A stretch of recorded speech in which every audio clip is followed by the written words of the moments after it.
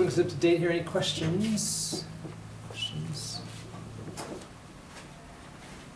Okay, great. All right.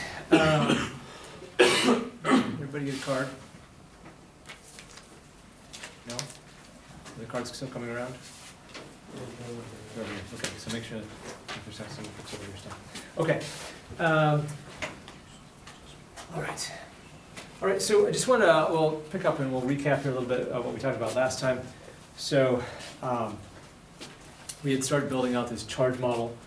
So in the charge model, what we found was that if we rubbed objects together, then we could do something called adding charge to the object.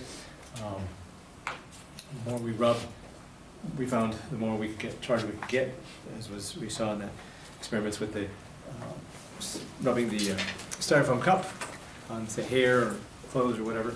If you saw that last time. Also, we saw that there are two kinds of charge, okay? And that the, hold on, let's try that. Okay, and we also saw that with those two kinds of charge, if they're like charges, then they must repel. If they're unlike charges, they attract. Also, we saw that the electric force is a long-range force. So in other words, you don't actually have to touch something to make it exert a force on it. You can have force over a distance. However, that force will decrease in magnitude as the distance increases. So in that sense, it's kind of like gravity. All right. We saw that neutral objects are defined as objects that have an equal amount of both kinds of charge. And so what we say is that the rubbing will separate those different kinds of charge, right? All right. Okay, so I think that's where we ended up here last time. Yeah, question. So does rubbing given a positive charge or a neutral, negative charge? Well, rubbing will separate the charges. That's all we know for now. So that means one object will become negative and one will become positive under most circumstances. Okay. We'll talk more about that today. Other questions here from last time? Okay. All right. So let's open up with a question here. Let's see, see if you remember from last time. So again, last time we mentioned these examples of the pith balls, right? That's a little used to be from a woody plant called pith. Now it's just usually made of styrofoam, little ball, lightweight ball on a string. And we have three of them in this example. And so in this case, we're going to rub various objects against other objects, and we're going to touch the pith balls with those objects. So at the end of this experiment, what we find is that pith balls 1 and 2 repel each other, and we find that pith balls 2 and 3, wait, did we do this one right? Yes, we did. Yeah. So I have another one, sorry, that's not the one I want. This one is the one I want. Okay, so if 2 and 3 want to attract each other, okay, that's the difference here, and pith balls 2 and 3 repel each other. Okay, that's the difference. So, in that case then, what can you conclude? Okay, so again, rub various things together, we touch the pith balls 1 and 2 attract, pith balls 2 and 3 repel. Okay, what can we conclude here? Hearing.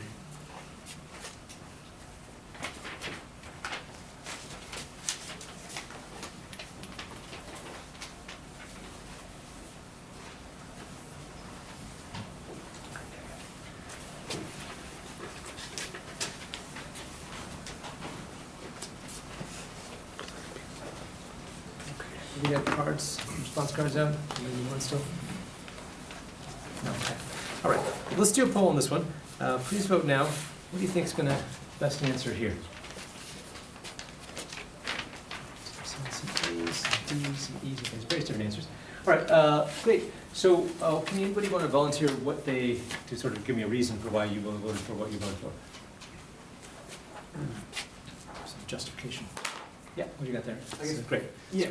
Okay. 1 and 3 act differently to the same ball, so I'd like to think that they're different. So that's why I chose A. Okay, so 1 and 3 react differently to the same ball, number 2, that's what you're saying? Yeah. Okay, great. Let's see, I saw some other votes out there for the answer besides A. Anybody else want to volunteer their reasoning here? Yeah, what'd you I get? was thinking since So what did you go for first of all? It went with E. E, okay, We E, need to do more. more experiments, to okay. figure them out. Why is that? Since one of them can be attracted but be neutral, we don't necessarily know that they're all either positive or negative. Okay, and so you're saying that you just can't figure out that? Yeah. Okay. Yeah, that's an interesting point. So, does everybody understand what he was arguing here? So, we saw last time that if two things were of the opposite or different charge, right, then they were attracted, unlike charges attract. But we also saw, for example, the very, very first video I showed you, when we had the pith ball hanging down, when I brought the neutral pith ball close to the charged rod, it also attracted, okay? So here, a little hard to say, right? Really, what it comes down to is, okay, question? I would say that 2 and 3 wouldn't repel each other if one of them was neutral. Well, I think the assertion is that perhaps 2 and 3 are the same charge, but one could be neutral or one could be opposite charge. Okay. That might also still fit the scenario. Okay. But what it really comes down to is when you rub two things together, this comes back to your earlier question, do you always get something that's charged? No, that's really what this comes down to. So I think for now, I'm going to put down E, because I do think we need to do some more experiments. But, and that's because here one could be neutral or opposite to 2. So let's come back to this here in a minute. So to answer the question, what you need to do is you need to figure out, let's rub a bunch of things together and see, do they always become charged or not? That's the experimental solution. And this is called the triboelectric series. So this is a, this is a partial list I took from this Wikipedia page on the triboelectric effect. So triboelectricity is a study of electrical response to a frictional phenomena. So let me explain what this chart says. So at the very top here, you see most positive, okay? So you have to think of this as one really, really big long list, but I put it into 3 columns, right? So here you go down here, and then it picks up here, and then it picks up over here. Finally, at the bottom of the list, most negative. Okay? So how do we use the list? Well, what you do is you take your 2 objects, what kind of materials they are, and then you see where they are on the list. And whichever one which is closer to the top becomes positive. Whenever one is closer to the bottom, becomes negative. Okay? So let's take some examples. So last time we saw in the videos, they rubbed acrylic plastic and silk together. Okay? So question here is, what charge will be then on the acrylic plastic? Okay, let's take a look. So here we see acrylic plastic is up here, right? And we see silk is here, right? Okay? So you see acrylic plastic is above silk. Okay? It's close to the top. That means the acrylic plastic should become positively charged, silk will become negatively charged. Okay? Let's look at another example. So the other thing we saw in the video is they rubbed ebonite rubber versus rabbit's fur. Right, or fur. Let's take it to be rabbit's fur. That's on our list. So here we see ebonite rubber, that's way at the bottom. Okay? Close to the most negative. And we see rabbit's fur is over here, and closer to the top. So in that case, we would expect then the rubber to become negative, fur would then become positive. Typically what's actually happening in these scenarios is that the rubbing process will actually sort of break molecules. When those molecules break apart, the ions that result from the breaking of the molecules will become a little more negative on one side, more positive on the other side. And that's how it typically actually works in practice. Okay, so I'll give you one here you can try. So many people, when we were here the other day, they took the styrofoam cups and they rubbed it against their hair. Okay, that was I saw a common thing I saw. So in that case then, what charge would you expect the styrofoam cup to be? Negative? How many people think negative? Okay, great, yeah. Yeah, negative. Why is that? Well, we see styrofoam is here. We see human hair is over here, right? So human hair is closer to the top. Styrofoam is closer to the bottom. So yes, we expect the styrofoam to become negative.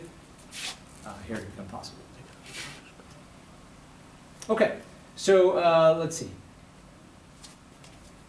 So I think these observations are accurate based on what we saw in the videos, right? So for example, let's go back to that video we saw the other day. I took, in the one video, there were the 2 pith balls, remember this one? And they charged them up with the same acrylic plastic rod, so they came apart, right? And then they brought in the rubber rod. Do you remember what happened when they did it? Not quite neutral. They were attracted to the pith balls were attracted to the rubber rod, right? Which is consistent with what we saw here. If the rubber rod is negative, and those pith balls were positive because they were touched with the acrylic plastic, then they should be attracted. Okay, so it seems like it's reasonable.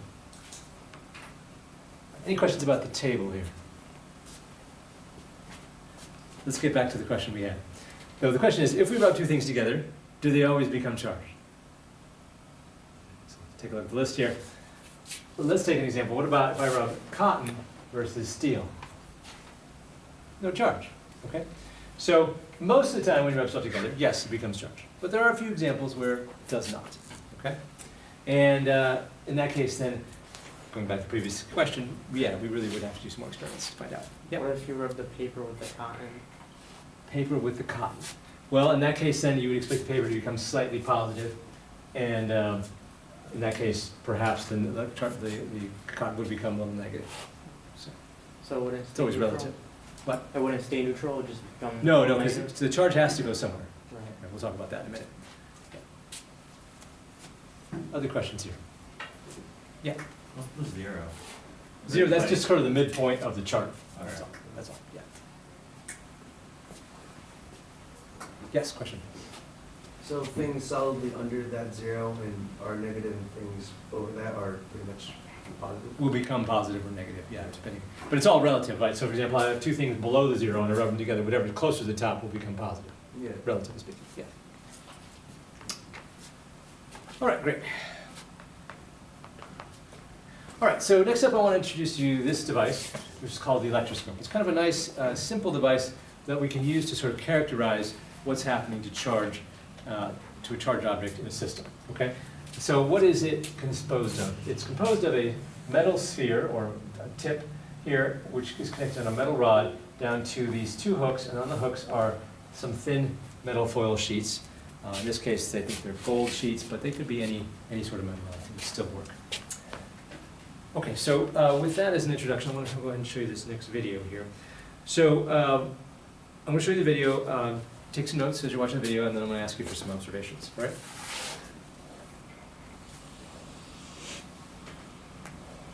Okay, so what we see here again is our ebonite rubber rod rubbed against the fur. So again, what do we expect the rod to be? Negatively charged. Negative charge, right? Negative charge, okay.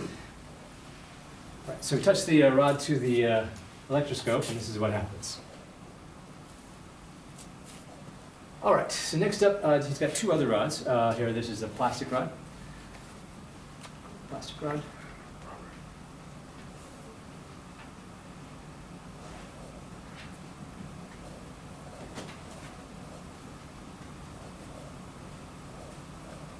And then this metal rod.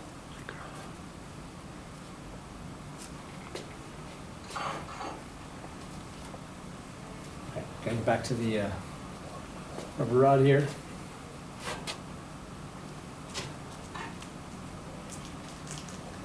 Take his finger. Just top of the electroscope. Sorry. Okay, so that's our little set of experiments here. What did you notice in this video? Yeah, Ethan. The more positive the charge, the closer they got together.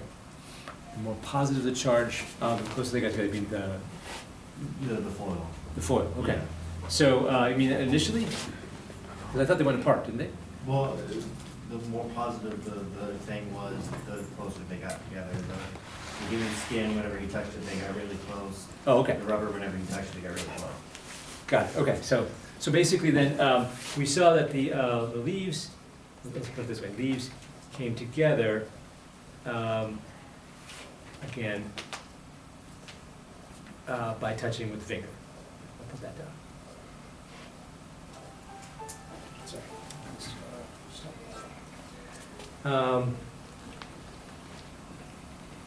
Okay, so what else? Other observations here? Yes? He was able to charge the 2 leaves by touching the ebonite rod to these here. Okay, so we can charge up the leaves.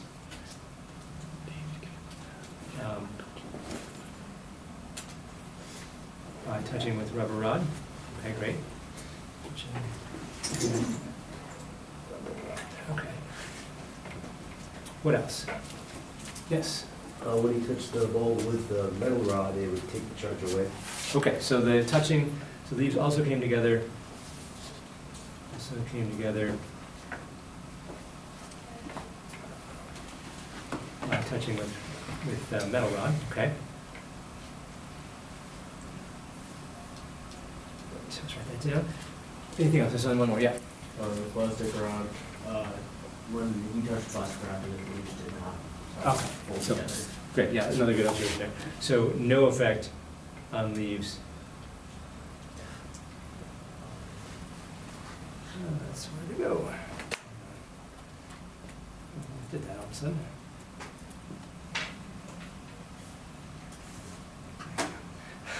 No effect on leaves when touching with. You're not presenting. Oh, sorry. Let's go back here. Let's see. Yeah. Display. Settings. Okay. Got it. I'll fix it up here. Let's see. Changes. All right, super. And over here, and over here. This. There we go. Now when touching with plastic. All right, good. These are all great observations here. All right, so let's see if we can kind of condense down these observations into sort of some more elements of our charge model. So I'm going to add 2 more things here.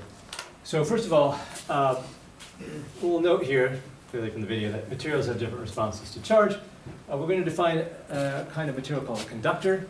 A conductor is a material that has, through which charge can move through easily. Okay? So examples of that would be the metal rod. Right? You're solving that we will take the charge that was in the electroscope and pull it away from the electroscope, okay, by moving the charge through the rod. Also, the finger. Right? The finger was an example of a conductor. Okay? Why is the finger a good example of a conductor? What would make a finger conducting? What would make your finger conducting? Yeah. It's iron in your blood. Usually it doesn't get that far inside your, yeah. Probably the oils on your skin. Could be the oils in the skin, could be any sort of solution, water solution, like a salt solution. Your body is really basically a big salt solution. So yeah, all those things can help increase the conductivity. We'll talk more about that a little later in the term. The other thing that we're going to talk about then is, of course, insulators. Insulators are materials that is difficult for the charges to move through. So example of that in the video would be the plastic rod. Plastic rod is considered an insulator. Anything else you can think about that's an insulator? Doesn't conduct electricity well? Yeah. Wood. Wood, yeah. Anything else?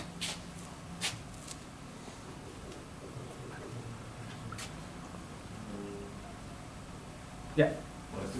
Plastic, other kinds of plastic, yeah. Certain kinds of rubbers, anything that they use to sort of insulate, right? I mean, you have an extension cord, right? Why is it not just a bare wire, right? Well, it's because you want to keep that electricity inside the wire, right? You don't want it going outside the wire. So you put something on top of it. Those are all insulators. Okay, great. So that's observation number 6 in our charge model. And then finally, observation number 7, charge can be moved from one object to another by contact, okay? So that was the idea there when the electroscope was touched with the metal rod or the finger. That caused that charge to move away from the object. Okay? We also saw that we can transfer charge to an object that way as well. For example, in the pith ball videos. Okay, any questions about any of these observations in our charge model? Okay. All right. Well, next up then, what I'd like to do is kind of drill into this a little bit. We know some things about charge from other classes. So you've all taken chemistry. You know what matter is actually made out of, right? It's made out of atoms, right? So let's get down to a smaller scale. let's take a look and then compare what the difference is between, say, insulators and metals and see if we can explain what's going on. Okay, so in an insulator, you have atoms, right? And each atom is constructed of a nucleus, which is positively charged, has protons and neutrons. And then around that nucleus are shells of electrons. And there's usually sort of maybe it could be several shells on the interior called core electrons, and then there's one shell on the exterior, on the furthest exterior part, which is called the valence electrons. Now, in this approach then, the insulators are materials for which those valence electrons are tightly bound. Right? They tend to stick with the atoms that they start with. In contrast, metals act differently. In metals, yes, we still have the atoms, they're composed of atoms, but in this case, you have these nuclei, and they're surrounded by these core electrons. But the outermost electron, the valence electron, if you ever notice metals, they usually have only like one or at most two electrons in that outermost shell, usually just one. And as a result, then, they're more weakly bound to the atom. And in fact, they're so weakly bound that in some materials, they essentially form just a big collection of electrons, which are sort of, in which all these nuclei are immersed, and nuclei with cores are immersed. Sometimes people call this a sea of electrons model. So in that case, then, because those electrons on the outermost shell can move very easily, because they're not bound to any particular electron, it becomes very easy to transfer charge through such materials. Okay? So this is one way we can sort of explain why there's some differences between conductors and insulators. Okay? Any questions here?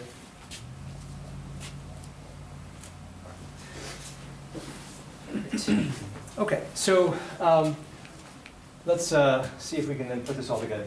So we know from chemistry that we have charged particles, protons and electrons. You learned from chemistry that protons are positive and electrons are negative. Those are the two kinds of charges that we identified previously. Now, in most materials, what actually carries charge? In most materials, it's the electrons. They're the things which are on the outside. They're easy to move, especially in conductors.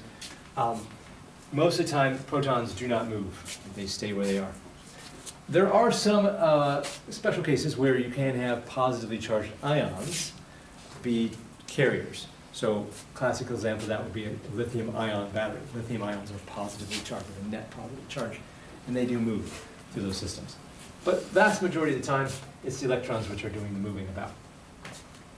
All right, we talked about number 2 already. Insulating materials tightly bind their valence electrons, conducting materials loosely bind them. Now we can sort of explain what we mean by neutral in a better way. So a neutral object, we're going to say a neutral object is one that has an equal number of electrons and protons. Okay? Electrons being negative, protons being positive. When we add them up, right, if each one has the equal amount of charge, we'll get 0 as a sum. Right? That makes my net 0, and therefore a neutral object. And finally, this is something we haven't yet talked about, but we sort of mentioned it briefly. Charge is conserved, right?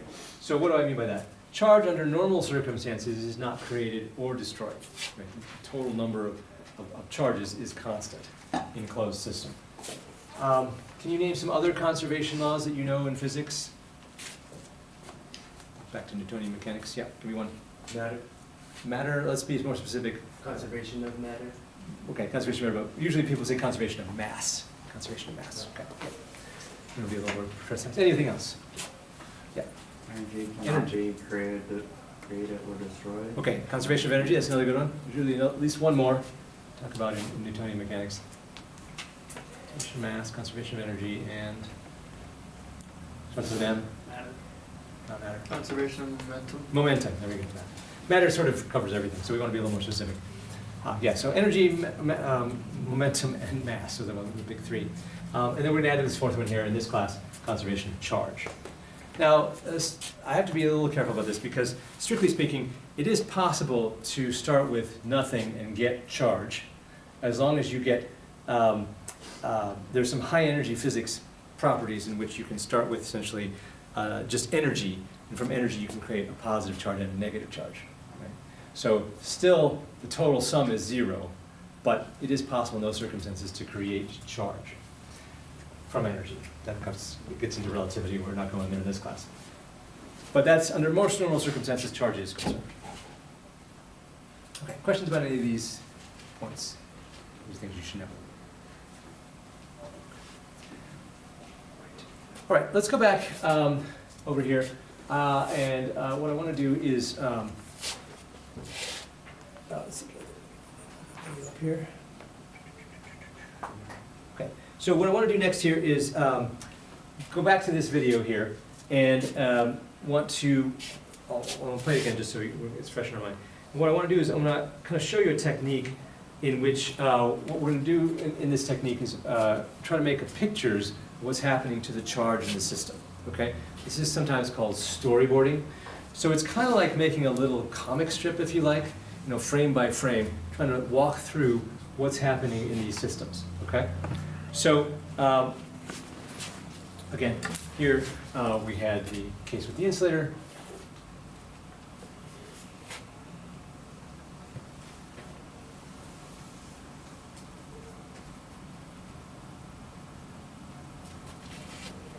And then the case with the conductor. So, let's stop it there. So, let me go through and sort of try to show you kind of how you might draw up a storyboard, which would sort of talk about how the charge is moving around in a system like this. Here's my notes here. All right. So, in fact, I'm not even going to go that far. Let's just look at the very first part of the video where we charge up the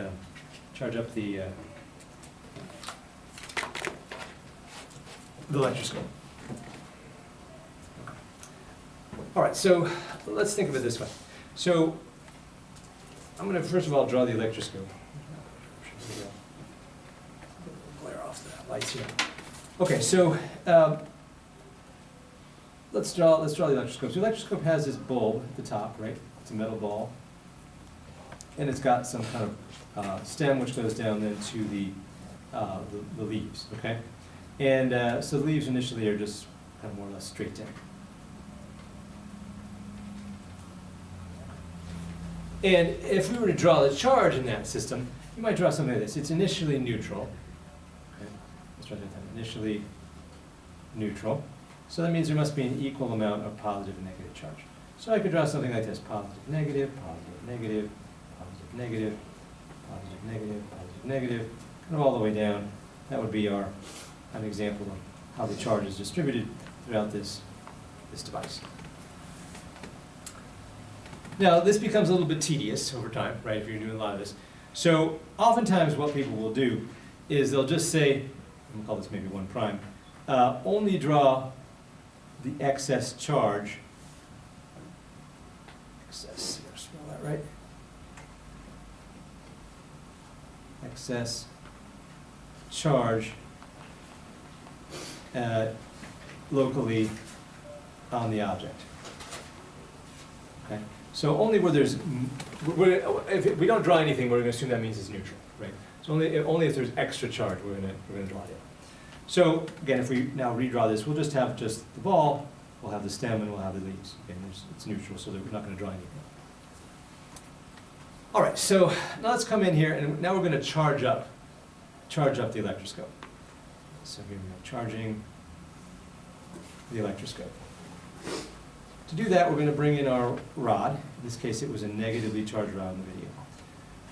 Okay, so here's my negatively charged rod, something like this. And now I'm going to bring it in here, and I'm going to touch it to the electroscope. All right, so at this point then, what will happen to the charge on the rod in relative to the ball on top of the electroscope?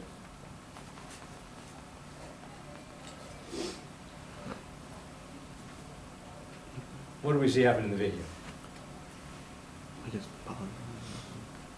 Transfers? Okay, transferred some charge, right? We know from our charge model that we can transfer charge by contact. By touching it, we should transfer some charge. I'm going to draw that in, right? So just as I touch, right, I'll start to get some charge here, near that point where I touch the ball. Okay? So that's kind of the first frame, if you like, or the second frame in my little story here, okay? All right, now, question is this, will that charge just stay there? People are shaking their heads. Why will it not stay there? Is the metals conductive?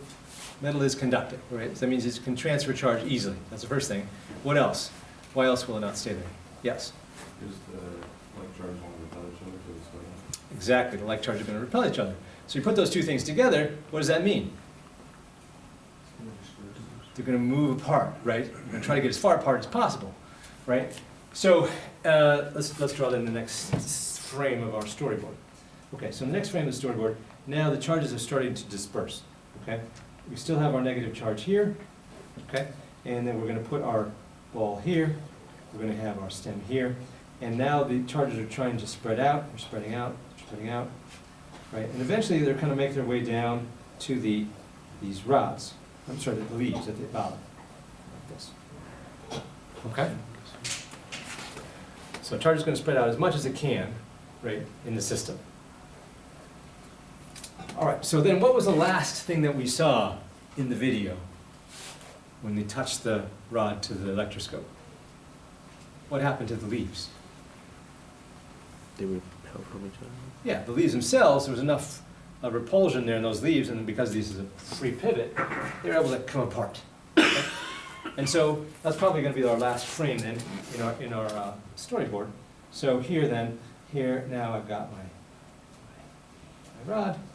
I've spread the charge out, and it's come down, it's down, and now it's going to cause these to sort of move outwards. Right? So at the end of the day, I'll have something that looks like this. Okay? Leaves are repelled. Okay? So charge spreads out. Right, so you can just kind of like a little comic, you can put in little, draw pictures, but also put in some words, start describing what's happening in each part of the, each step of the evolution of the system. Okay?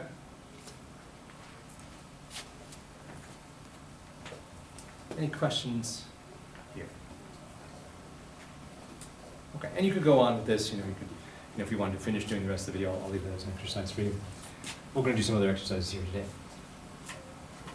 Oh, any other questions here? Okay, so that's an example of a storyboard for the electroscope, charging of the electroscope.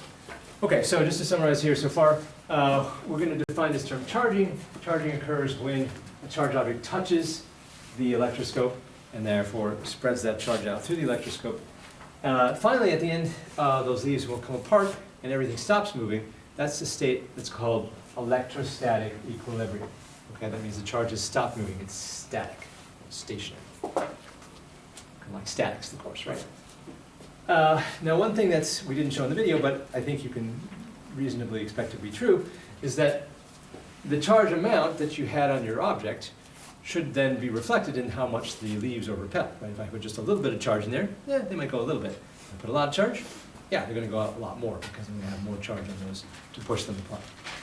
So the electroscope then can give you some measure, some semi-quantitative measure, about how much charge you have, how much charge you transfer to the object. Second of all, we're going to find this term discharging. Discharging is when you touch the electroscope and then either with a metal rod or with your finger, that pulls the charge away. These come back down again. Essentially becomes neutral. Whatever excess charge we had, we've now removed. Okay, so key terms, charging, discharging, electrostatic equilibrium. All right, so I'm going to give you a chance to do this. I have a number of these folks added to class. But if not, you can just do it on a piece of paper. But I have these little worksheets here, so we're going to do a couple scenarios. So I'll have these out. 1, 2, 3, 4, 5, 6. 1, 2, 3, 6. 1, 2, 3, 4. I think I'm going to be a little short today. Sorry.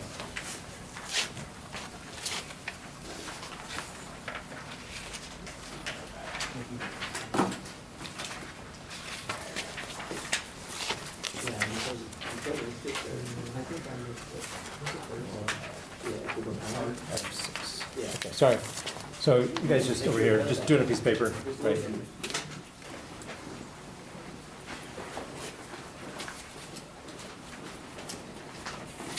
Okay, so here's what I'm gonna do. I'm gonna play for you the video. And what I want you to do is try to draw up a little storyboard about what's going on in the video, okay? So, and I'll tell you where to start the storyboard. Okay, so here again is our ebonite rubber, and rub it with the fur.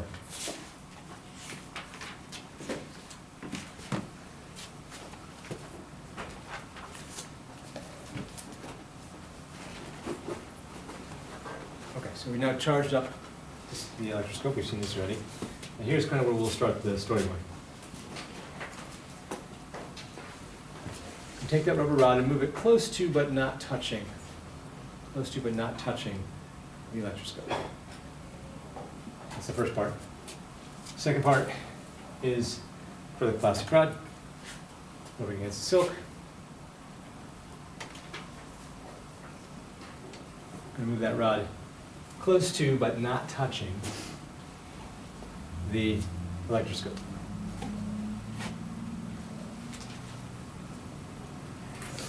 Okay. All right, so that's what I'd like you to storyboard. I'll play it again. Again, we're going to start at the part after we've charged up the electroscope.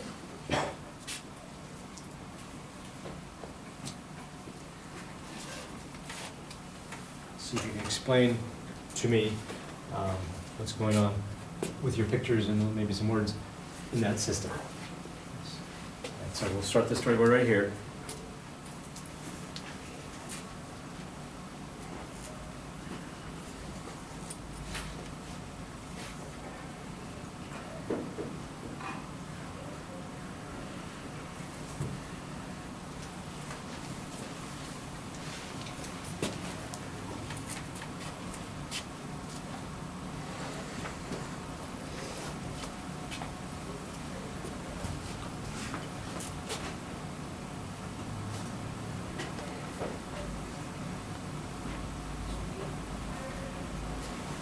So again, your goal here is to explain what's happening to the leaves in the electroscope when the rubber rod is close but not touching, and then when the plastic rod is close but not touching.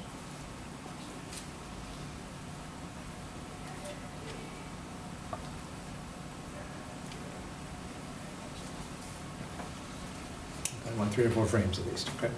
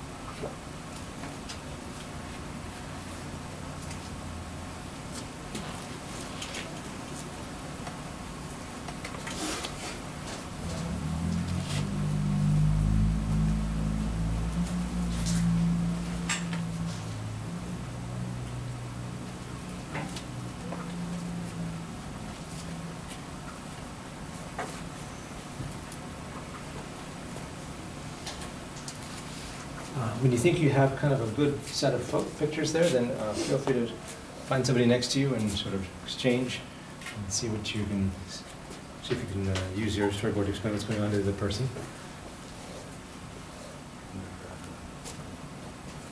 Vice versa.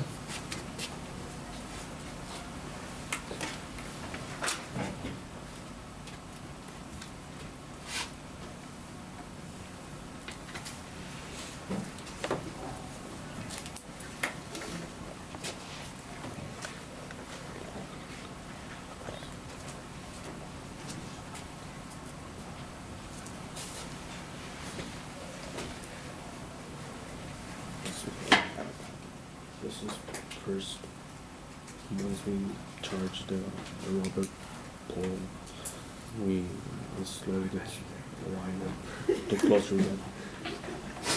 Yeah, it's all like that. I'm not sure. But is the metal negative or positive? Now someone next to you finds something behind Negative you. or positive? The metal? Yeah, is it negative or positive? Like in the ball? Yeah, the ball. The leaves. Yeah, I see negative since if you bring the rubber to it, it'll transfer some of the light, it'll become negative. The rubber is negatively charged. Yeah. And then I don't know. I assume the plastic just has less negative charge, that's why you see like do believe the that. feathers come closer a little and the plastic one comes down. I assume it's because there's just less negative charge in the plastic one. Okay. You see that separation. Our angle. I have a question. Yes. So the chart, with all the materials and the, how positive does that correlate with how conductive an insulated material is, or is that completely different? I think it's kind of different because it has to do more with the surface properties. Yeah. of the material. Keep it out of the classroom. It's an education workplace. I'm sure you saw it. Yeah, the together. Yes, yes. But the negative.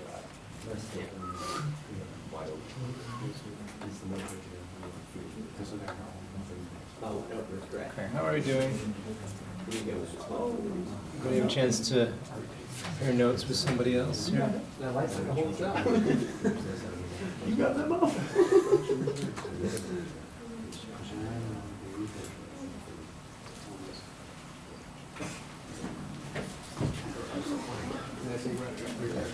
We seem to be quieting down here, so. Okay, let's see if we can go over this, and again, you can have variations in these things, but I'm gonna try to give you something what I think is a reasonable storyboard for this scenario. Okay, so, we're gonna start off with the electroscope being completely charged, and we kind of picking up where we left off last time. So, here then, I'm gonna put in here, my charged electroscope looks something like this, my top ball, and then I've got these, the leaves are kind of outwards because they are negatively charged, okay? Something like that. Okay, so that's where we're starting. So now, the next step in that video, he brought the rubber rod close to the electroscope, but not touch it. So, again, the rubber rod is negative or positive? Negative? Negative, yeah, thanks. So, in this case then, we're gonna bring the negative rod in, from the side of the top, and we wanna see what does happen to the charge in this system. Okay, so we have negative charge at the top, right? And what should happen then to that charge in the ball once I bring the negative rod in?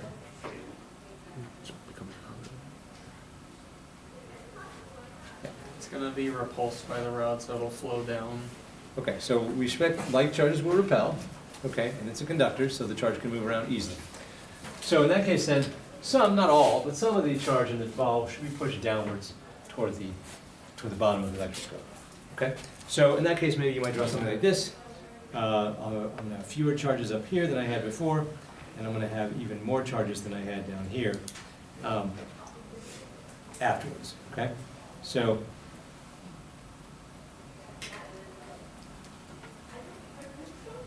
something like that, right? We have more charge at the bottom, negative charge at the bottom than we do at the top. Now, what was the result of that in terms of the leaves of the electroscope? What happened? Did they Repelled stay? stronger? What'd you say? They repelled stronger? They repelled stronger. They moved out further. Right? The angle was bigger, right? So then that might be the. I can put that in the third step here. In that case, then. Now, these get some repelling action here, and these are repelled. So the angle becomes larger. And so it's something like this. Okay. So angle increases. Okay, so that's what might happen in that first part of the video where the negative rod comes in. Okay? Any questions here? What about the second part of the video? The second part of the video, let's call that 2 prime. So in that case, then we're gonna pull the negative charge away. We're gonna basically go back to the same situation we were in step 1, and now we're gonna bring in the other rubber rod, sorry, the acrylic plastic rod, which was positively charged. Okay? So what's going to happen in that scenario to the charge on the electroscope? Yeah. The negative charge is going to be attracted to the rod. Okay, so in that case now the negative charge should be attracted to the rod. So we should expect to get more negative charge than we had before up on the rod. Okay? Okay. And therefore, as a result, because charge is conserved, right, that charge has got to come from somewhere, and so there'll be less charge down here on these leaves in the rod that goes up to the sphere, right?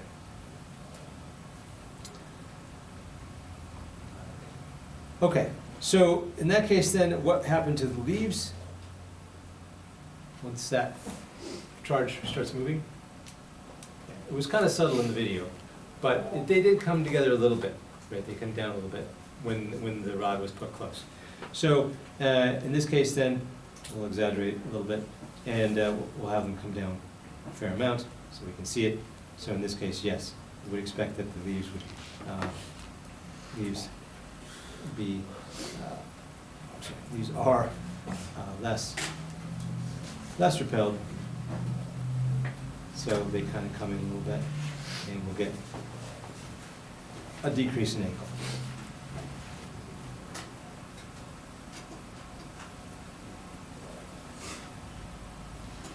Okay? All right, so this is one possible way to do the storyboard. How did you do? Okay? That's your first time. That's right. That's all right. We're going to keep practicing.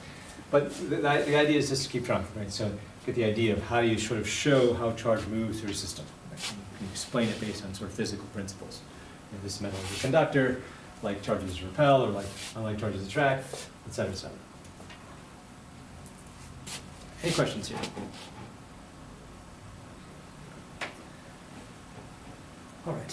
All right, so, also, one thing I forgot to put in.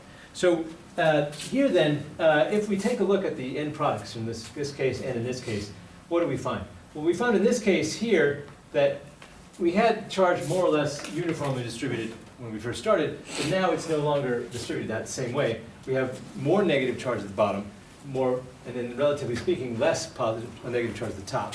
So it's relatively positive, right? So if we had to draw sort of relative charge, we'd have to put more positive at the top and more negative on the bottom. Right?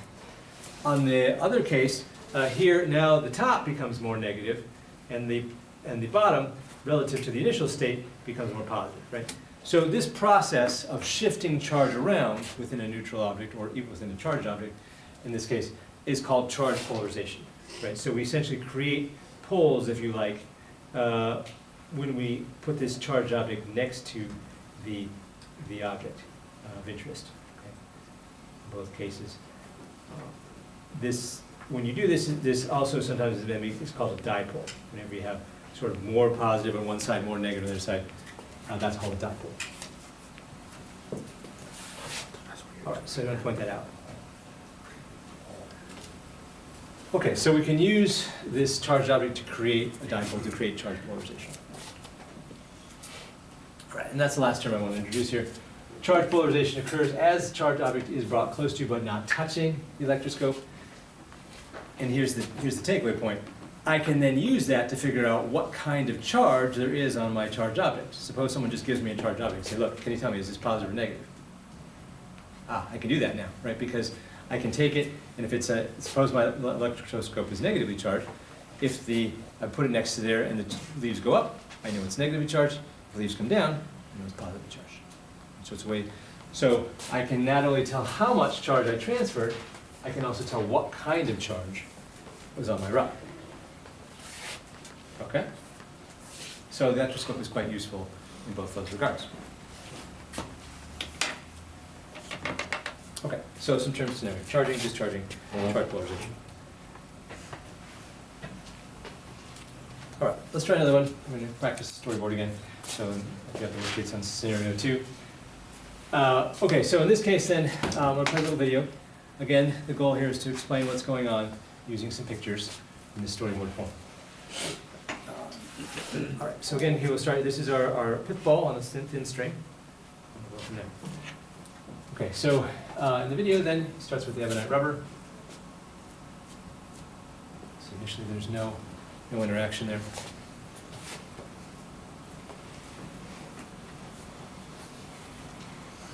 I'm going to rub the rubber rod with the fur.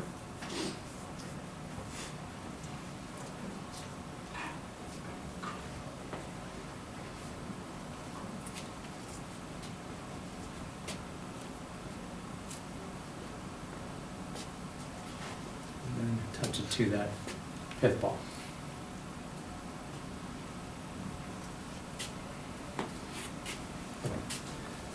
All right, so now here's where we're going to start the storyboard. So next up, I'm going to take this same rubber rod, I'm going to bring it close to, but not touching, the sphere, and then touch the sphere with the finger. And take this sphere and now move it close to the pith ball and see what happens.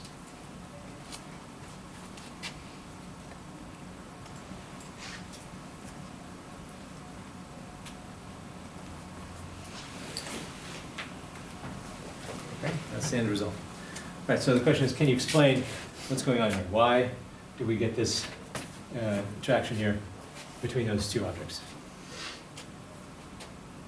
Okay, I'll play the video again so you can watch it a second time. But see if you can start putting together your storyboard.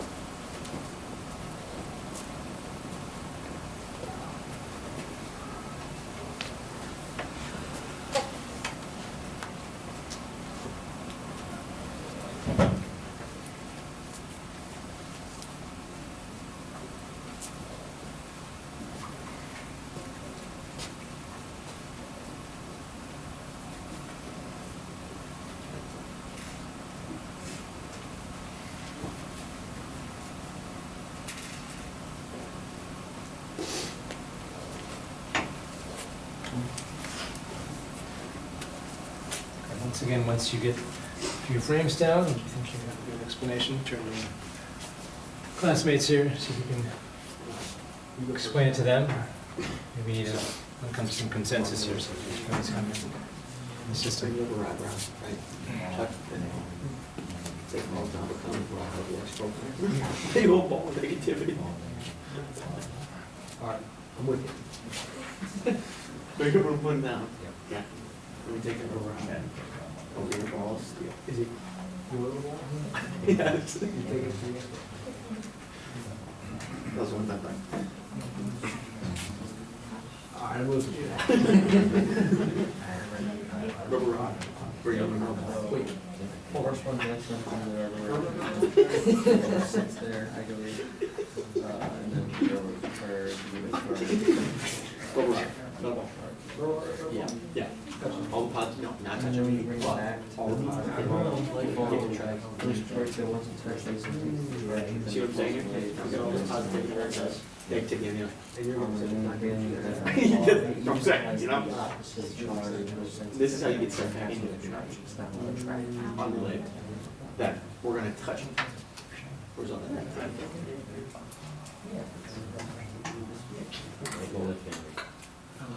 Gone. And then that means we got a big old positive balls. Yeah. And a big old negative. Small negative. We got positive, negative. What happens when you drag it? Well, actually, see what we got there? You track it, right? A little polarization.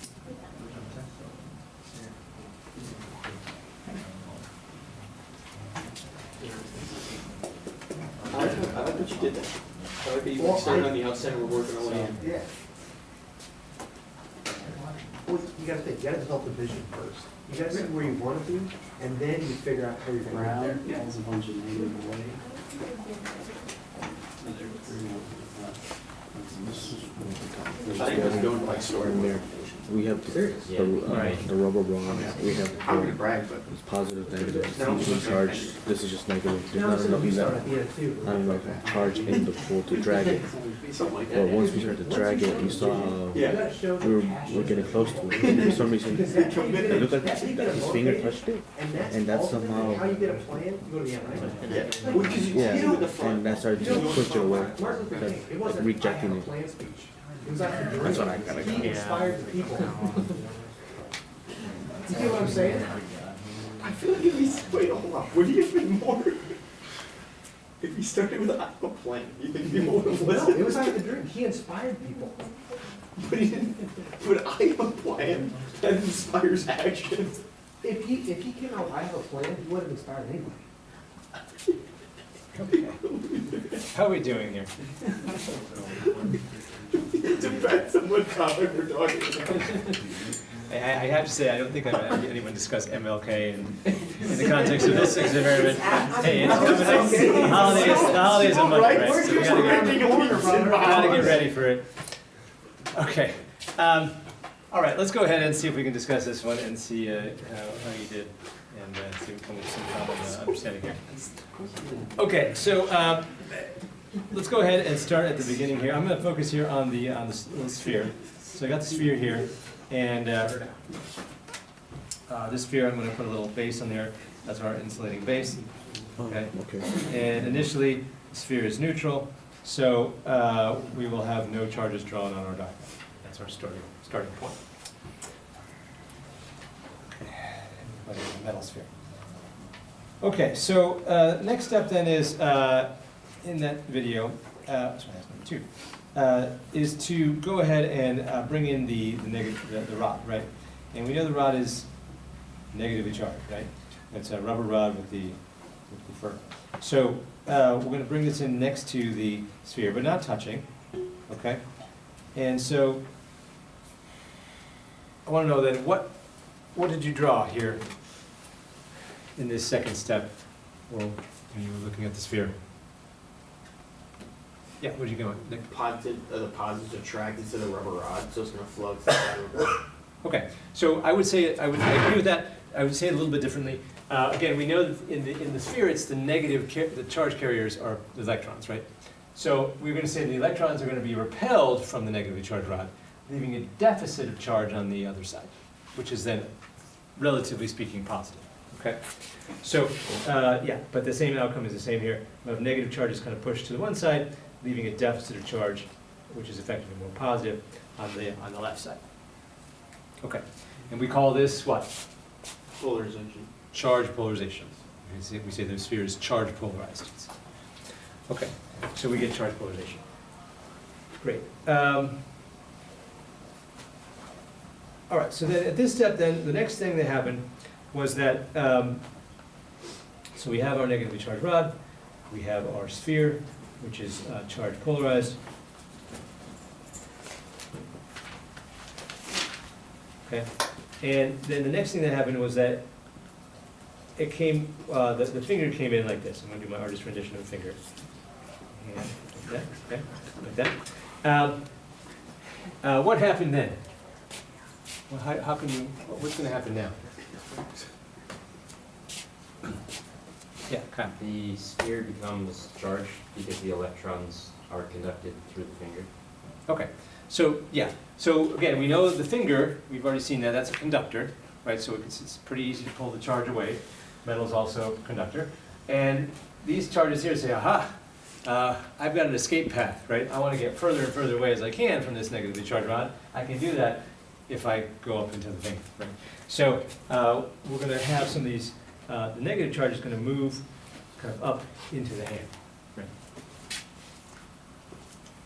All right, so the sphere was initially neutral, okay? Is it still neutral? No, right, because we pulled charge away, negative charge away. Is the sphere now net positive or net negative? Net Positive. Net positive, right? We now have more protons than electrons on the sphere, so it's net positive. Okay, so maybe in a step 4, you might draw something like this. I'm now going to pull my rod away. Goes away. And now over here, I just have my positively charged sphere. Okay, and those are going to sort of spread themselves out because they're repelling from each other, like that. Okay, so sphere is net positive. All right. Last step here then. We now bring in the pith ball. Okay. Now, is the pith ball positive or negative? Negative. Negative, yeah, great, thanks. We know it's negative because it was originally touched by the negatively charged rod, right? So this is negative. And so what do we expect to have happen? Well, positive sphere, negative pith ball. What's going to happen? Unlike charges, they're going to attract. Right? And that's what we saw in the video. This eventually, as you moved it in, went off to the left like that. And it got attracted. Ball. Attracted. Okay? So that's one possible way to do this as a storyboard. Okay, explain what's happening, why the pith ball is attracted to the sphere. How'd you do? Okay? Good? Hopefully better. Hopefully better. All right, so this kind of charging is different than the charging we saw before. It has a special name. It's called charging by induction. Okay? What's different about it? Well, originally, when we talked about charging, right, for example, charging of a pith ball, we did that by touching with something which is already charged. Okay? Here, we didn't touch the sphere with something that was charged. The hand is neutral. Okay? So what we did do is we charge polarized it, and we pulled some charge off. Right? So we induced charge on the sphere where there was a neutral state before. So when you touch something, when it's charge polarized, and then that can also add charge to that object. So this is again called charging by induction.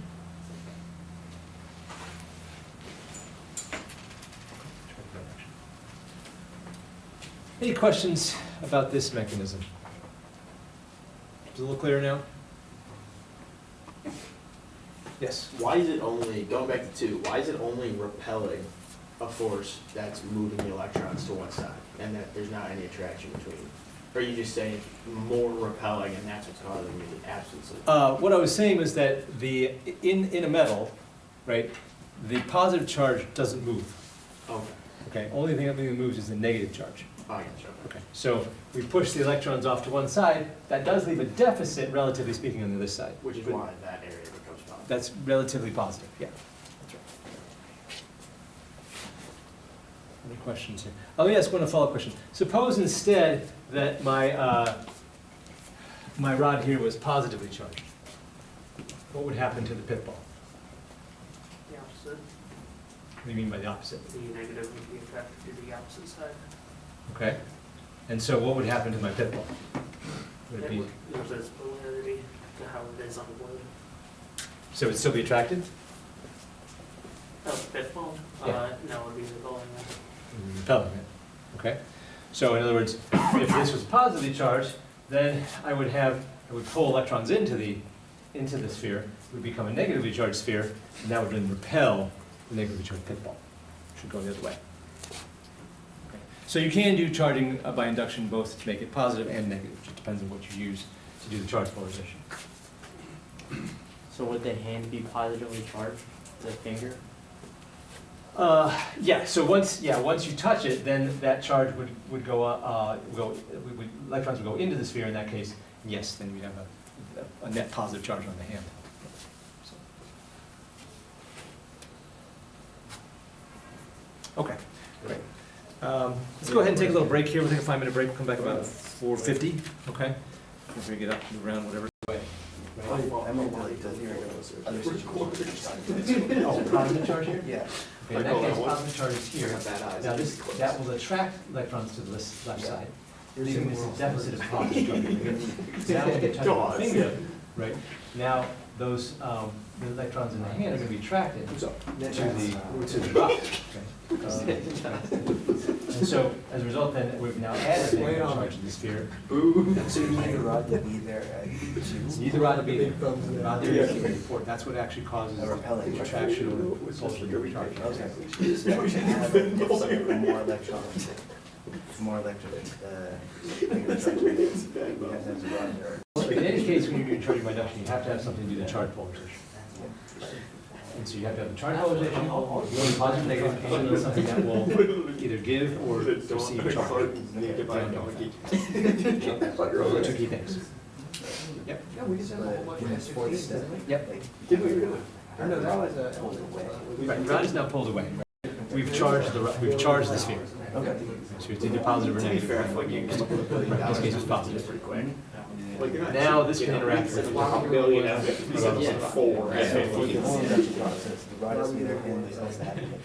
That's right. Did we give them away? That's right. It can't be like, I have this here, put it away then. Right, if you pull it away, then you're not going to get it.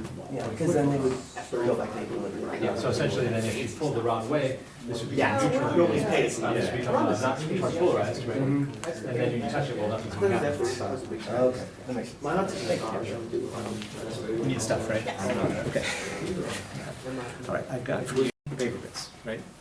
So now that we have some understanding about charge and charging mechanisms, let's see, can we explain why that happens? Okay, that's kind of the goal. All right, so let's start with the metal foil bits. Okay, so we now know that if we have something charged, for example, in this case it's a positively charged rod, you bring that next to a neutral foil bit, it's made out of metal, what's going to happen? Well, we're going to get charge polarization, like on the previous example. So in this case, it's a metal, it's a positively charged rod, we'll get some electrons, they'll sort of be attracted to the left side, leaving a deficit of charge on the right side, positively charged. Okay, so the question is then, we saw when we did our experiments that we got attraction between our charged object and the foil bit. And the question is this, why does that happen, right? Because when I look at this, I see positive and negative. Yeah, that should be attractive. But I also see positive, and that should be repulsive. Okay? So the question is, why do we get a net attractive force here? Any thoughts on that? Yeah, Kyle. The distance between the electrons and the rod is less than the positive charge on the rod. Okay, so there's some difference in distance. You want to follow that? I was just gonna say that, and then there's Yeah. an abundance of electrons there. Okay, yeah. So here, the key thing is, let's go back to our chart model. Okay. So we recall this, number 4. Electric force is a long-range force where the magnitude of the force decreases with distance between objects and increases with the amount of charge on each object. Okay. So particularly here, the key point is decreases with distance. Right? So if we sort of were to draw a little free body diagram here, here's my foil bit, it's on the table, okay? And yes, I'm gonna get some attractive force upwards, right, due to the unlike charges. Yes, I'm gonna get some repulsive force between the positive rod and the deficit of charge on the bottom of that piece of foil. But if I add those two vectors up, right, this second one being bigger because it's closer, right, the net will be upward still, okay? And that is why we're going to get an attractive force between our charged object and our uncharged object here, our neutral object, the foil bit. Okay? Questions about that? Let me ask a follow-up question. So how thick, so we were using aluminum foil. How thick do you think a piece of aluminum foil is? Give me a number. Yeah. 2 millimeters? 2 millimeters. I think it's thinner than that. 2 millimeters, I can hold my fingers about 2 millimeters apart or less. Go ahead. 50 thousandths? 50 thousandths of, 10 thousandths? of an inch? Yeah. Yeah. What is that metric? I only do metric. I was guessing like 0.1 millimeters. 0.1 millimeters? Okay, 0.1 millimeters. Yeah, 0.15. Okay. Okay. So fraction of a millimeter, definitely a fraction of a millimeter. I had somebody look it up today in my morning class. They said 0.016 millimeters in some cases. Obviously depends on the type of foil. Pretty thin, right? So let's just think about that for a second. Suppose it's 0.1 millimeters. That's probably generous. Just think about that. The separation of charge over 0.1 millimeters, right? The force induced as a result of that is enough to counteract the force of gravity of the entire Earth. Yeah, because it pulls off the table. Okay, and it's the only reason it's staying on the table is because of the Earth's gravity, right? So that's amazing, right? The electric force is a very, very strong force as compared to the gravitational force. Okay, it takes the entire planet to hold down the foil. It only takes a little bit of separation of charge to cause this kind of effect. Right. So this phenomenon, when you have this charged object next to an uncharged object, is called polarization force.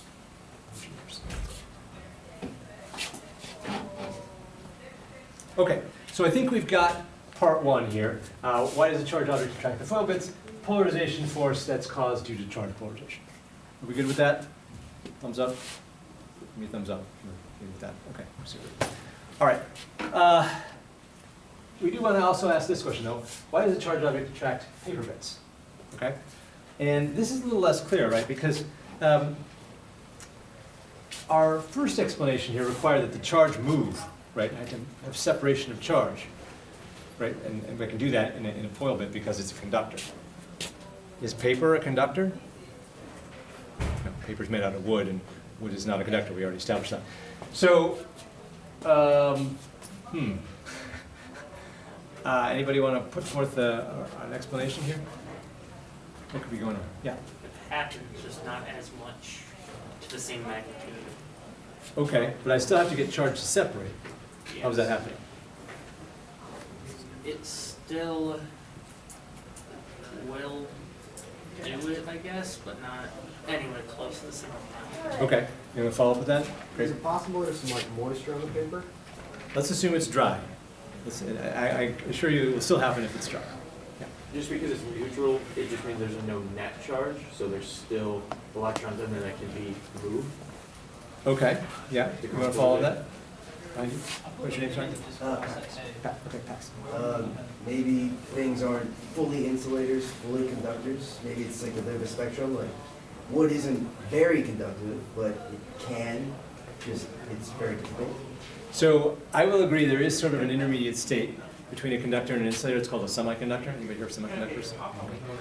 But paper is not a semiconductor, it's an insulator. So that's not quite, one more thing. The electrons are just moving within the atoms. They're not like crossing atom boundaries, but they're Okay, causing the Yeah. individual atoms to polarize. that's probably the best explanation. So let me show you a picture of that. So let's think about it this way. Suppose I have just an atom, just a single atom. We know that single atom is going to have a nucleus, positively charged. It's going to have this electron cloud, which is negatively charged. Take that same atom, I'm going to move next to it now a positive charge. What's going to happen to my atom? Well, we know the electrons are going to be attracted to that that positive charge, okay? As a result then, if we look at this sort of distorted shape here, I'm gonna have more negative on one side, more positive on the other side. This is charge polarization. We've shifted the charges around due to this external charge. So same thing's going to happen as before. We're going to get some attractive force between the electrons and the positive charge here. We're going to get some repulsive force between the nucleus and the positive charge here. Aha, but the negative charge is closer, right? So in my free body diagram, I'm going to get some force up, I'm going to get some force down, but the force up is bigger, so my net force is still upwards. Single atom. Okay? How big of a force do you think this is? How much charge do you think is actually shifting? How much are we shifting the charge? So with the foil, we shifted it maybe 1/10 of a millimeter. How much are you shifting it here? How big is an atom? Smaller than microns. Smaller than microns. What's a small? I don't know. That's why I'm not answering. A quarter micron? I don't know. Is it like? We talked about this in the first day class in units, Isn't okay? it pico? Usually, not as small as pico. No. Usually atoms are on the order of the size of nanometers. Yeah. Okay? Nanometers, 1 nanometer or so. So we're shifting it a fraction of a nanometer. Okay? So not a lot of force, right? Because we're not shifting the charge very much. Okay, but here's the counterbalancing factor. How many atoms do I have in my little paper bed? Several? Million? Any other estimates here? Million? Billions? Billions? Okay. Enough to lift. If you count atoms in a chemistry class, what units do you count them in? Moles. Moles. How big is a mole? 6.2 times 10 to the 23rd. Okay. So do we have a mole of atoms in a paper bed? Probably not. Okay, maybe it's 1/10 of a mole, maybe it's 100th of a mole. Still, even if it's 100th of a mole, that's going to be 10 to the 21st atoms. Okay? So you take a small force and you multiply it times 10 to the 21, you're going to get a reasonably sized force. And that's the idea here. So even though each individual atom is charge polarized, only a little bit, all those vectors are going to add up to still have a net attractive force upwards. Okay? And you saw that the other day. You can attract the paper beds. Now, I think somebody had observed that they thought that the effect was stronger for the foil beds. Did anybody see that? Okay. And you might be able to explain that because the charge separation is bigger, right, for the foil bed. That might make sense. You'd have to do some controlled experiments. I would say what we were doing in class wasn't exactly a controlled experiment. But I think you get the point, right? Okay, so again, I encourage you to review charge polarization and make sure you understand this concept. But I think the bottom line is that we have now explained both why the charge object attracts the foil bits and why it attracts the paper bits. In this case here, still polarization force, but now due to the charge polarization and the microscopic electric dipoles, right, on the small scale, because we can't have the charge move completely throughout the entire paper bed. Okay, any questions here? Okay. All right, well, again, if you have something else that comes up later, let me know. All right, I'm going to shift gears here a little bit. I want to start talking about fields. All right, so what is a field? So we're not talking about grass out on the athletic fields here. I'm talking about a mathematical function. If you ask a mathematician what a field is, they'll say something like this. A field is a mathematical function of space and time. Okay, what does a function do? You put in a number to a function, you get out another number. Right? Or you put in several numbers, you get out a number. Or some object, mathematical object. So that's what a field is in general.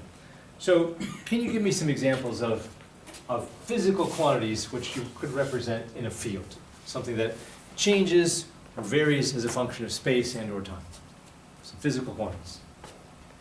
Give me some examples. Yeah? Magnetic field? Okay, now we'll write that one down. We'll talk about that one the other day. Magnetic field, that's a good example. So, magnetic field, okay. Whatever. What else? Yeah. Gravity. Okay, gravity. Gravity can vary from space and time, maybe a little bit different, a little weaker on the top of a mountain and more in the valley. So gravitational field, we'll do that, yeah, I agree with that. What else? Vary in space and order. Yeah, Electric field. okay, electric field, we'll talk about that here today. What else? Other physical quantities. Be creative here. Something you could measure, right? What else could you measure, maybe changing in space and in time? Air pressure? Air pressure. Air pressure changes, you know. Air pressure definitely changes from, as storms come through, sure. Air pressure, what else? Temperature. Temperature, okay, that's another one, yeah. Anything else? Yeah, in the back here. Radiation. Radiation, yeah, we probably want to be a little more specific about that, but yeah, we'll put down, I'll put down radioactivity about that. Might vary from place to place. And what you're next to, if you're next to a big piece of uranium, that's probably going to be higher. What else? Humidity. Humidity, okay, that's another one. I can put it, measure the humidity in space and time. Okay, so lots of examples. I'm sure you could go on and on and on. Lots of physical quantities that vary in space and in time. So, in particular then, I want to talk a little bit about weather. I think we had a couple of weather examples here, including temperature. So here's an example of how you might show this.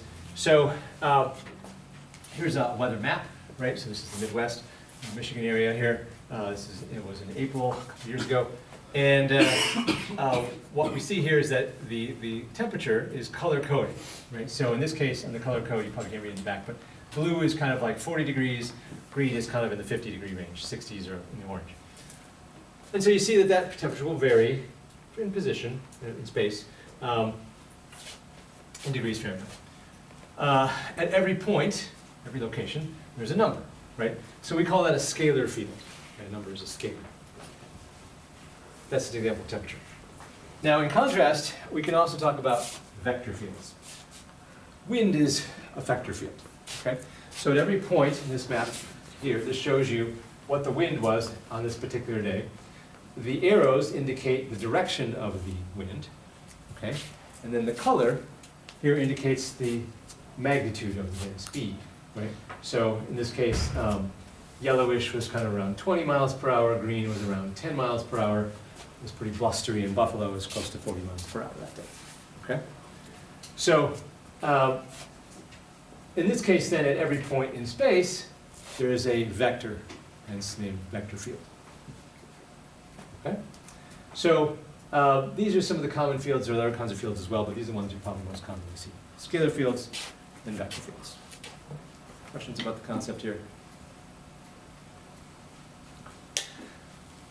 All right, so let's now get into this idea of electric field. So what is an electric field? So the idea then, our sort of initial definition here is that we are going to define electric field as an alteration of space around a charged object, okay? So here's a acrylic plastic rod, here's a piece of silk. You can rub the plastic rod with a piece of silk. We know this is going to be charged, right? So the claim here is that there is now an electric field in the space around the charged object, my rod, okay? And furthermore, the electric field then is a vector field, okay? So at each point in space there is now a vector which we can associate with this charged object, okay? Why is it a vector field? Well, what do we know electric fields can do? They can exert electric forces, right? And force, if we remember from quantum mechanics, is a vector, right? It has a magnitude and it has a direction, okay? So we say that an electric field exerts an electric force on charged objects in the vicinity of the object. So, in other words, if I had a pith ball over here, I move this next to the pith ball, aha, that pith ball is going to be attracted, repelled. That's going to have a force on it due to the electric field in the space around the rod. Okay? All right, how do we actually calculate the electric field?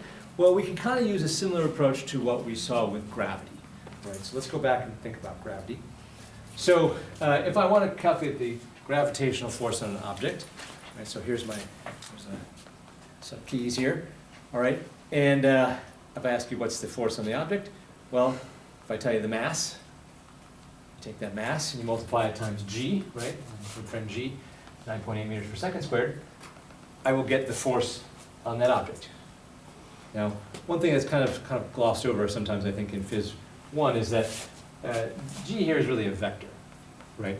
So we think 9.8 meters per second squared, but it's not just 9.8 meters per second squared. It's in a direction. It's down, okay? Right? That's the direction of the field. So force is a vector. So here we know mass is a scalar, so it means the gravitational field must be a vector as well. All right, so hopefully you remember that from Phys 114. Let's do something similar here for electric field. We're going to now define the electric field to be the field such that if I take the charge of an object times the electric field in the vicinity of that object, that will then give me the electric force in that object. So it's the product of the charge times the field, that gives me the force. Just like mass times gravitational field gives me the gravitational force. Now, another way you'll sometimes see this written is to kind of turn it around and say, well, we're going to define the electric field to be the force on a charge divided by the value of that charge. That's just as good. I can always rearrange this equation into that equation and vice versa. Okay, so bottom line here, electric field is force over charge, or force is equal charge times electric field. What then are the units of this electric field? Well, that's what we need to figure out. Any questions about this here?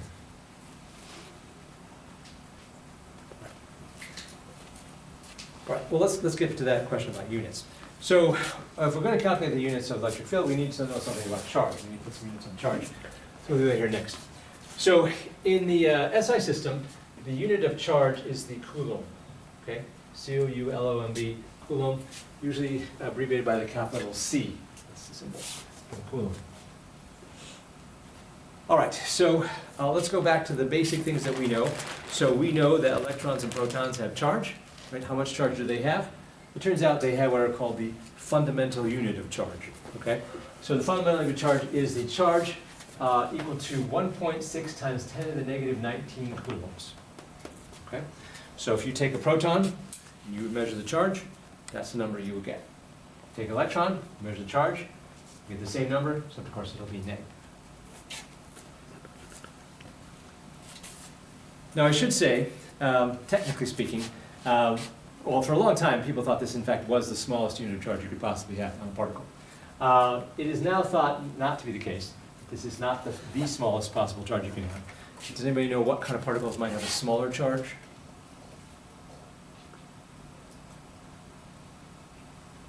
No? Okay. So it turns out that some experiments have shown that protons and neutrons are actually composed of smaller particles called quarks. And quarks typically have a charge of either 1/3 or 2/3 of the fundamental unit of charge. Okay, but unless you're inside a nucleus, you don't have to worry about that. Okay, so we're not going to be inside a nucleus in this course. Just going to be dealing with protons and neutrons and electrons. Okay, so for our purposes, this is the fundamental unit of charge. But I just want to be technical about it. You may ask, well, how many charges do I need to make up 1 coulomb? Well, if you take this number here, you divide 1 over this number, right? That'll give me the total number I need. Turns out to be 6.25 times 10 to the 18th coulomb. That's 10 to the 18th electrons, right? So a pretty good number, right? Small still compared to, say, Avogadro's number, but still a pretty good number, right? Okay, so the coulomb is a fairly large unit of charge. In many scenarios, you will not have 1 coulomb of charge. That will be quite a bit of charge. It is possible to get that much, but in many common scenarios, you will not have that much charge. And so as a result, then you will need to know some of these common unit prefixes. So just let's review these here. Again, M milli stands for 10 to the negative 3rd. Micro, that's the lowercase Greek letter mu. It's not a U, it's a mu. 10 to the negative 6 coulomb. Nano, we're just talking about nano. N, 9, okay, 10 to the negative 9 coulombs. And in some cases, picocoulombs, 10 to the negative 12.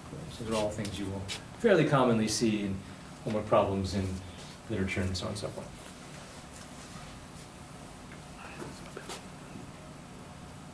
Okay, last thing I want to mention here is How then does this help us calculate charge? Well, if I now know, if I have some object, and I know the number of protons in an object, and I know the number of electrons in an object, I know each one of them has this amount of charge on it. Some are positive, protons, some are negative, those are electrons. What I can do is I can take the number of protons, subtract the number of electrons, whatever that number is, multiply times E, okay, the fundamental unit of charge, and that will give me my charge in coulombs for that object. Okay? How much charge does a neutral object have? 0, right? Because I have the same, if I have the same number of protons as I have electrons, well, n sub p minus n sub n is, its b is 0, 0 times e is 0. So that's consistent with our definition of neutral. Yeah. Is that plus and stuff in front of the n sub p just? Yeah, I just snuck it in there. You don't have to have the plus there, but yeah, that's the same as a plus sign, yeah. Just sort of indicate that positives are, protons are positive, electrons are negative. Right. If you like, you could write it this way too. You could say n sub p times plus e plus n sub e times minus e. That's the same thing.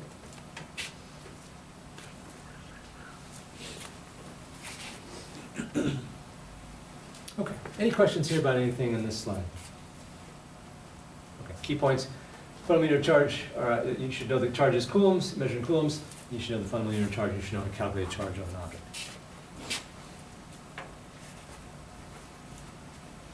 Okay, with that then, we can start calculating electric field. So, we're going to start off with probably the simplest possible scenario. And that is, suppose, it's kind of an idealization. Let's suppose we had a point in space, and at that point in space there was a charge. Okay? It's kind of idealization, we're going to call it a point charge. Okay? Just charge at a single point in space. And let's suppose that the amount of charge we had in that point charge is Q. Okay? And we want to then ask the question, well, we're at, here's my charge Q, somewhere over here, and I'm going to be at some point P over here. I want to ask, what is the electric field at point P? Okay? How do we calculate that? Well, we can use this one. Okay? So Q we said is the value of the charge. R in this expression is the distance between the charge here and my point. Okay, so that R is this distance. Yeah?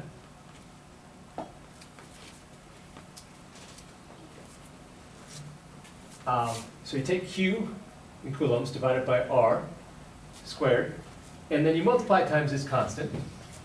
And the constant here is, it's given a couple different names. Sometimes it's called K, the electrostatic constant.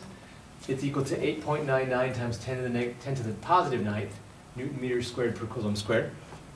Or you'll sometimes see written this way, as it's here, 1 over 4 pi epsilon naught, where epsilon naught is a constant of nature called the permittivity of free space. It sort of characterizes the electrical property of the vacuum, if you like. Bottom line is, it's a number. Okay? All right. Last thing here is this r hat vector, but I'll get to that in a minute.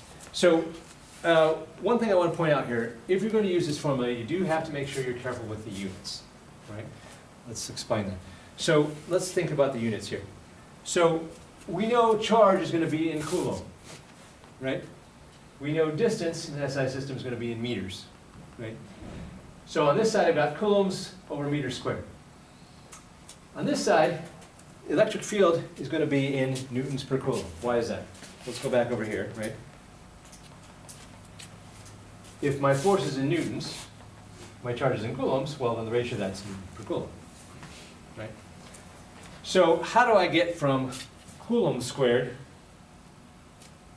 coulombs per meter squared to newtons per coulomb? Well, I have to have something to convert the units. I have to have something that's going to cancel out one of the coulombs and cancel out one of the meters to give me the newtons per coulomb. That's this electrostatic constant. That's one of its jobs. Give me the right units.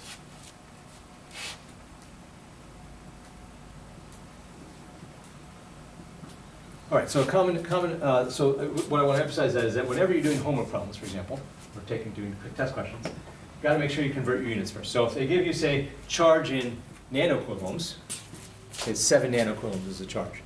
You can't just put in 7. You have to put in 7 times 10 to the negative 9. That's in coulombs.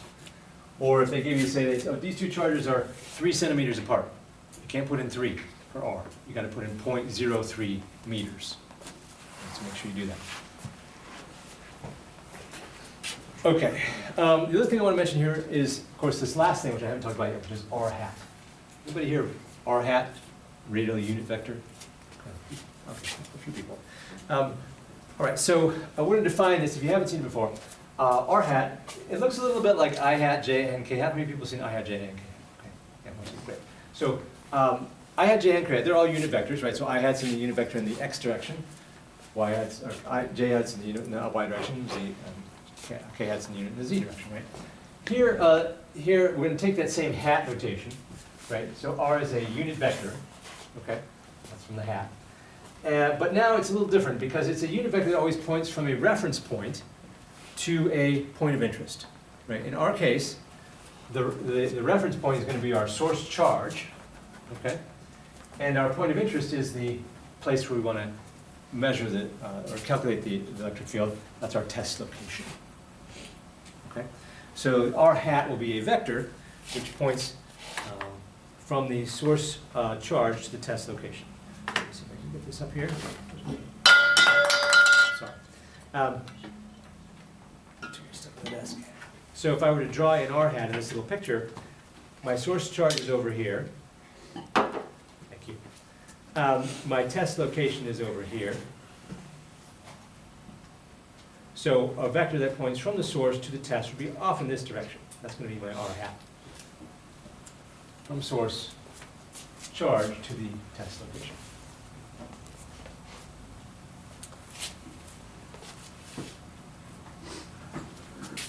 Okay, let's see, I think that pretty much, this is, I already told you this something. Any questions about this formula?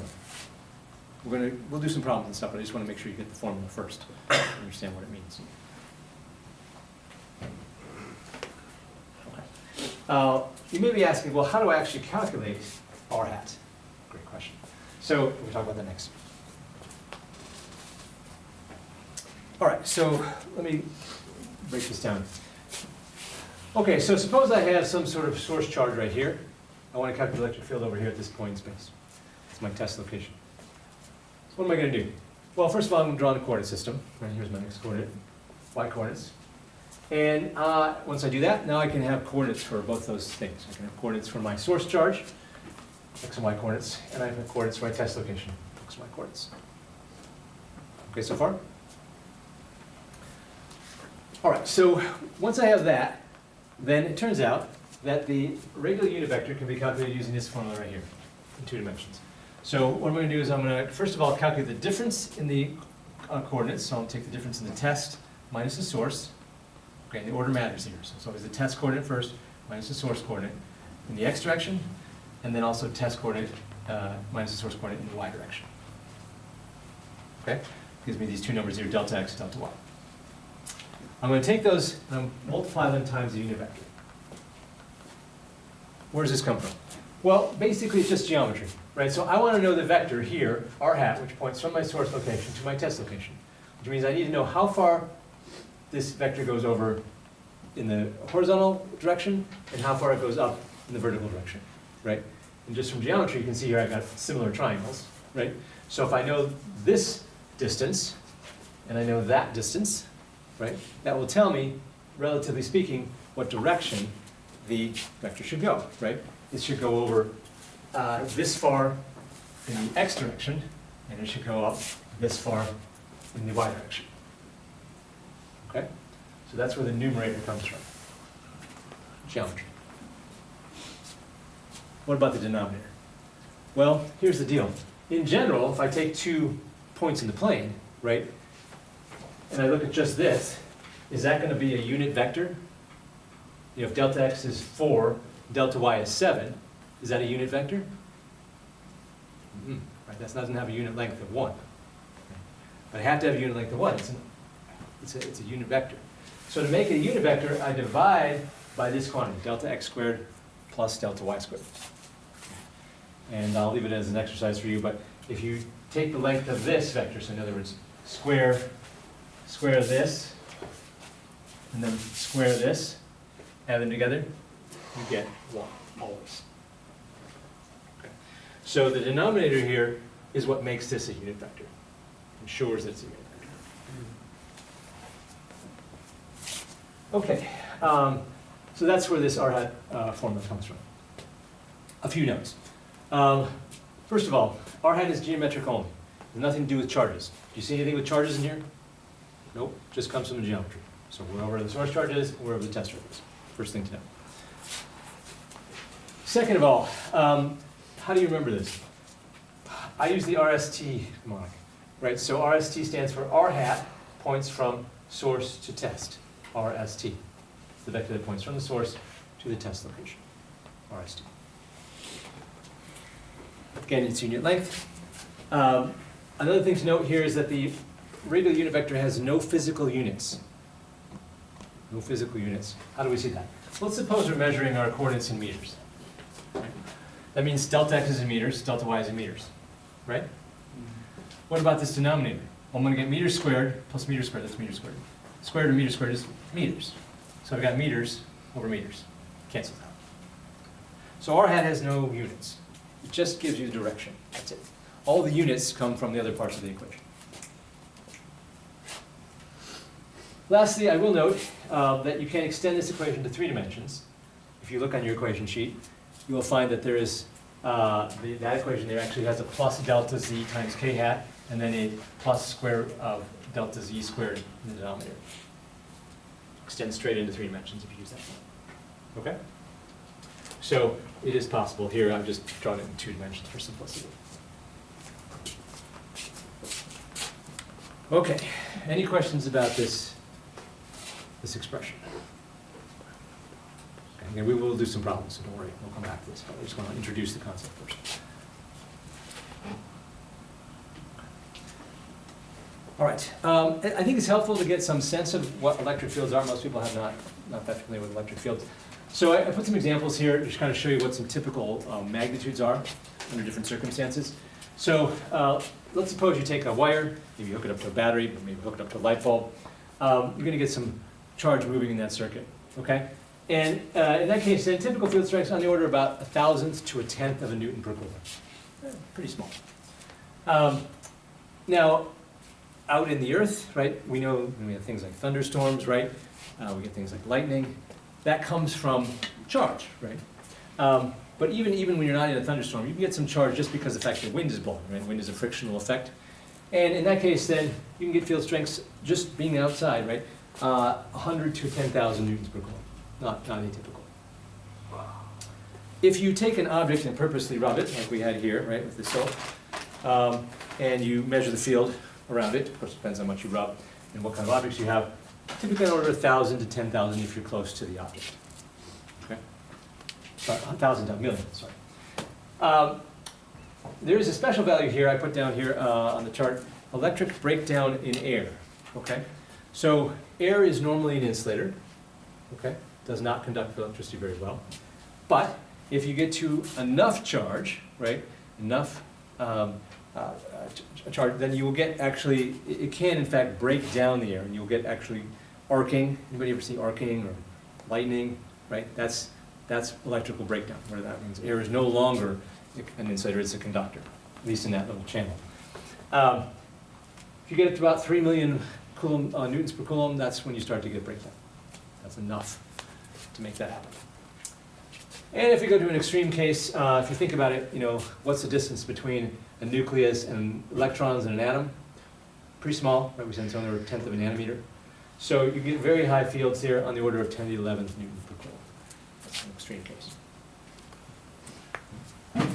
Okay, so just to give you some sense of this. Any questions here?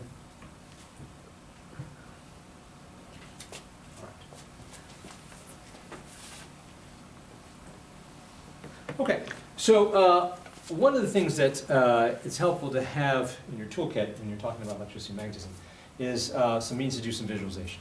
So, you know, one of the things is that I can take this rod, I can hold it out to you, right? And then I can take it over here and I can rub it with a piece of silk, and I can say, look, it's changed, right? Not really, right? It looks the same as it did before, right? But the assertion is there's electric field here, right? And so it's helpful to have some ways to sort of visualize that. And that's one of the things about electromagnetism, it's just a little harder. You can't see what's going on. You can't visualize it with your naked eye. So there are some techniques for doing this. Here's one of them. So in this case, we're going to call this a vector field diagram, or a field vector diagram. You can see it both ways. Let's take our point charge. Let's suppose this is a single point, positive charge. Here's my formula, which we just described. How would I visualize that field? Well, what you can do is you can say, I'm going to draw a bunch of dots. Dot, dot, dot, dot, dot, dot, dot, dot, dot, dot, dot, dot. Okay? And at each dot, I'm going to draw the vector which corresponds to the electric field at that point in space. Okay? So, first of all, we notice here that all the vectors are pointing away from the charge. Why is that? Well, let's look at our formula. R hat, that's my radial unit vector. R hat points how? That's our memory aid. RST. R hat points from From the source to the test location, right? Here's our source. The dots are our test locations, right? And so in every case, my vectors point away from the source toward the test location. They all point away. That's the first thing. What else do you notice about this figure on the left here?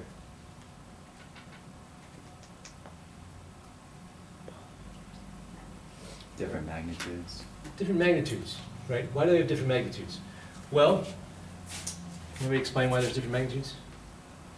It's a word for it, but it gets exponentially smaller the further you get away from the origin. It gets smaller. It's not quite exponentially smaller. It goes as 1 over r squared. It's a power law technically. So, but yeah, they get smaller, and it's because of this, right? So as r increases, right, the value of this field will get smaller, right? So, for example, if r doubles, the field drops by a factor of 4. That's easy.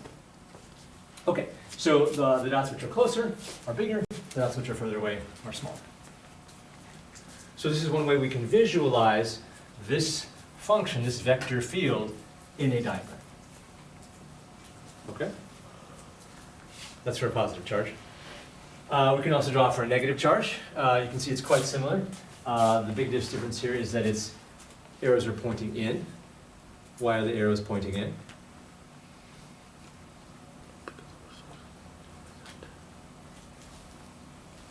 Yeah. The magnitude of E is negative? It is. Why is it negative though? The charge. The charge. Okay? So r hat always points from source to test location, right? So let's pick this one here. R hat points this way, yeah? But my charge is negative. What happens when I take a negative number times the vector? Flips it over, okay? So in every case, r hat points this way, but charge is negative. R hat points this way, charge is negative, okay? So that's why the arrows are pointing inwards. But otherwise, it's quite similar. You see the vectors are larger for the points that are closer, smaller for the ones that are further away. Again, falls over 1 over r squared, marking the distance from the charge.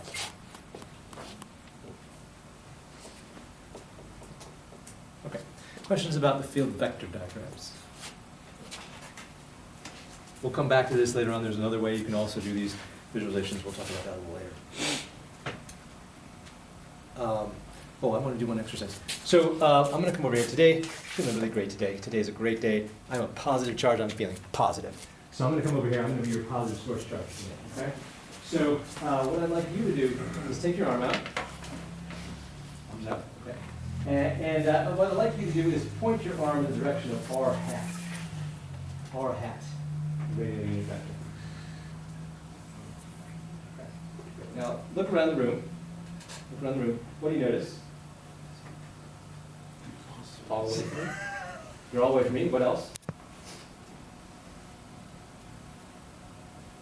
They're level? Depends on what people are, yeah. What else? They're all different directions? They're all in different directions. They're all different directions. Why are they all different directions?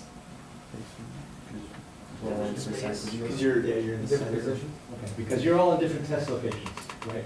I'm the source charge, you're all in different test locations, and so our vectors are different for different test locations. That's okay. That's okay, that's normal. All right. Man, I had a rough day. Oh, jeez, just feeling negative today. I'm a negative charge now. Could you point your arm in the direction of R hat? Some people are pointing towards me, some people are pointing away from me. Okay? It should be, you should not have changed your arm. Okay? Right? Again, so R hat always points from source to the test location. Have you moved? No. So the vector should be the same direction. Okay? Now if I would have asked you what's the direction of the electric field, what direction would you point? Ah, now you point towards me, right? Because now I'm negative, you take that negative value times the R hat vector, that gives you the direction of the electric field. Okay? So that's just the distinction there. I wanted to point that out.